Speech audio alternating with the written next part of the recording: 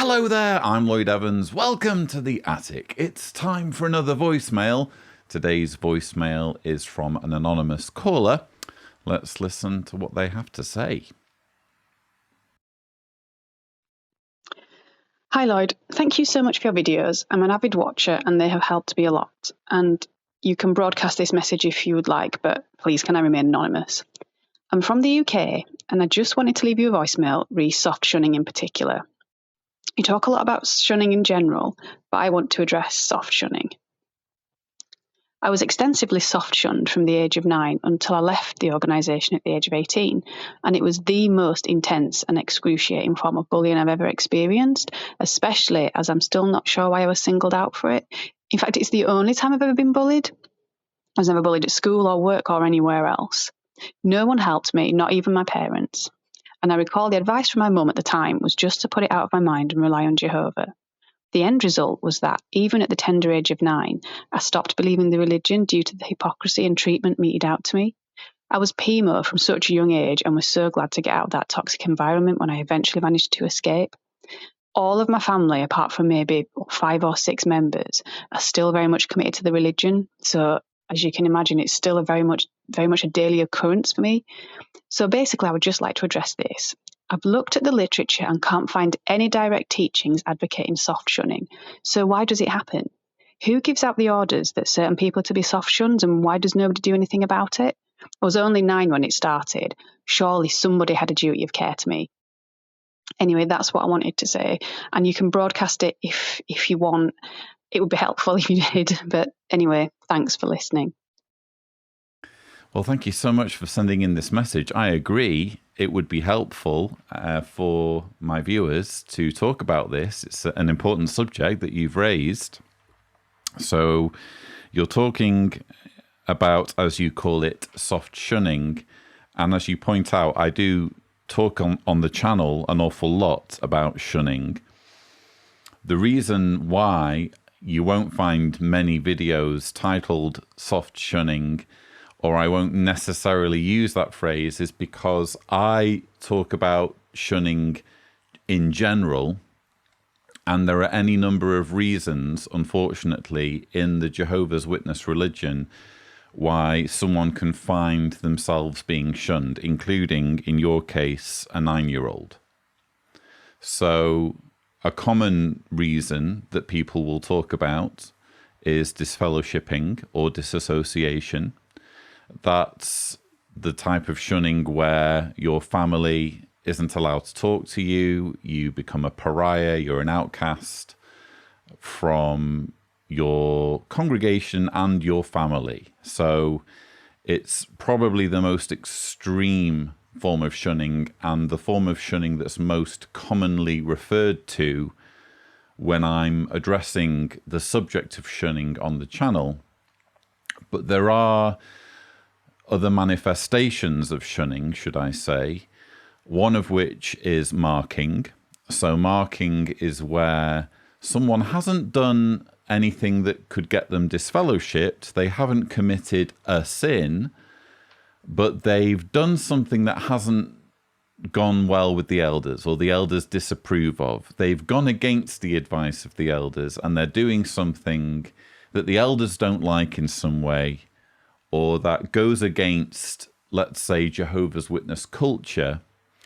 And what happens is a talk is given from the platform. Well, first of all, this has to be agreed on by the body of elders. And then a talk gets given on the platform identifying not the individual by name, but identifying what that person is doing that is so disagreeable.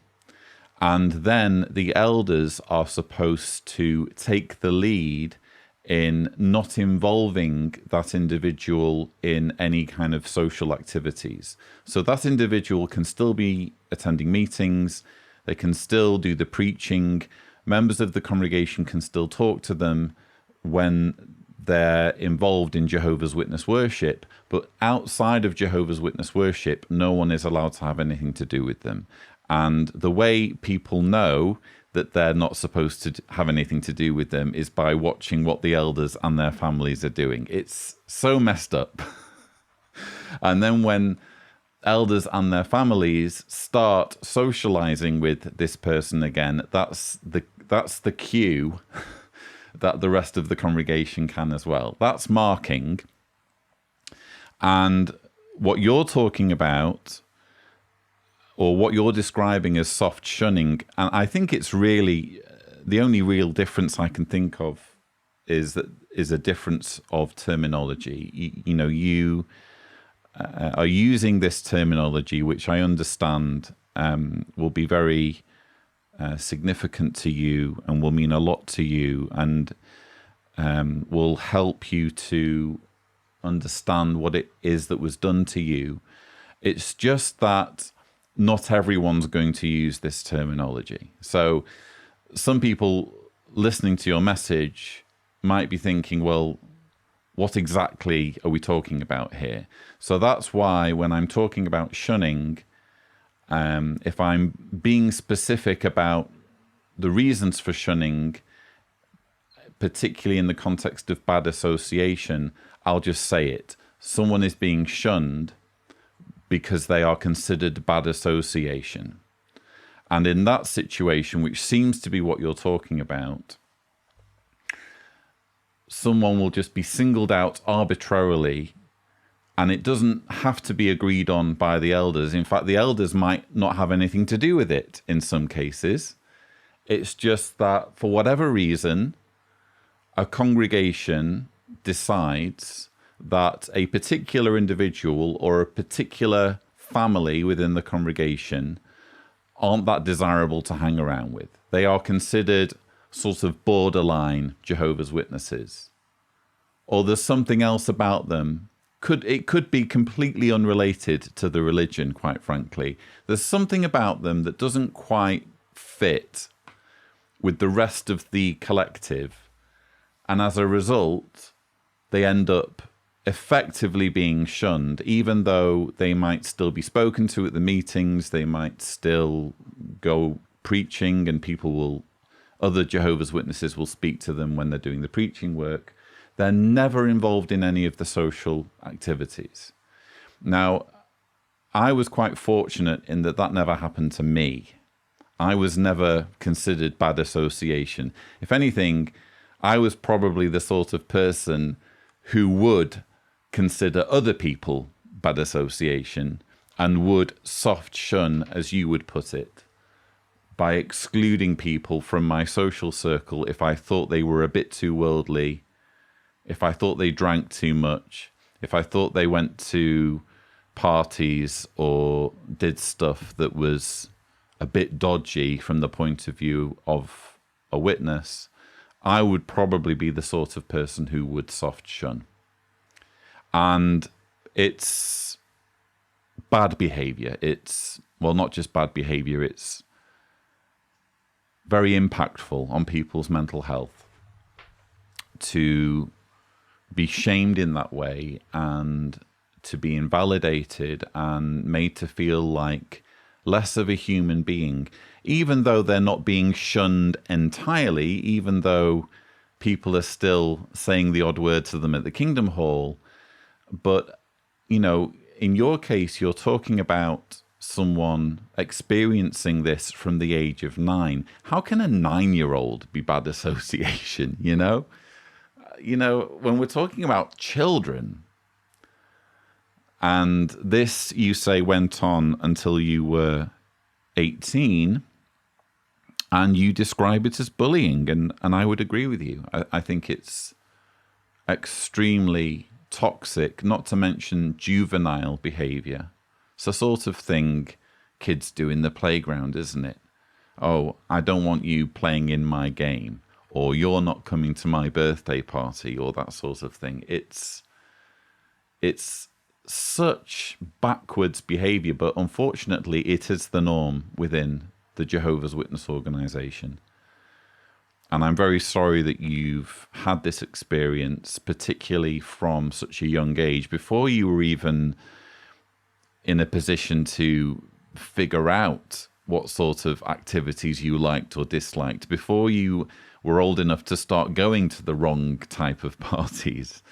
You were subjected to this cruel treatment. And I think the reason why it's not reflected in the literature is, again, more than likely down to terminology. Again, I understand why you're calling it soft shunning, and occasionally I'll refer to it as soft shunning as well. But to be honest, you're going to struggle to find even the word shunning or shun in Jehovah's Witness literature, because they're not especially proud of that word. They do use it occasionally, but they tend to, when they're talking about their shunning policies or when they're talking about bad association, they tend to use flowery language. They tend to be very, very strategic in how they deploy words to make the whole thing sound as though it's justifiable. So even the word shunning, I would suggest, isn't used, or is at least used sparingly in the literature. And even more so, soft shunning. I would be surprised if you could find even one example of them using that phrase. But the way I tend to think of it personally is that it's all shunning, you know? And it's almost like it's a spectrum. And I think the reason why your message is very helpful is because rather than thinking of this spectrum in terms of soft through to disfellowshipping, which might be considered severe or heavy shunning, I think what your message highlights really well is the fact that this treatment traumatizes people. It messes people up. You quite rightly describe it as bullying. You've identified it as something that has really had an impact on you, a detrimental impact for a good chunk of your life, something that even sort of drove you out mentally from the organization at a very young age. So even though, you know, some will think of it as, oh, well, it's just people deciding for themselves who their friends are. No, this is part of the Jehovah's Witness culture, this idea of singling people out for ostracism for completely arbitrary reasons, even without elders deciding on it. And before you know it, a family or even specific children in a kingdom hall can find that they actually don't have any friends because people are ignoring them. This is traumatizing, toxic behavior, and it needs to be called out. And I'm very grateful that you found the courage to call into the channel and identify this and share your experience, so that people can understand that when we're talking about shunning, we're not just talking about one type of shunning. We're not just talking about disfellowshipping or disassociation.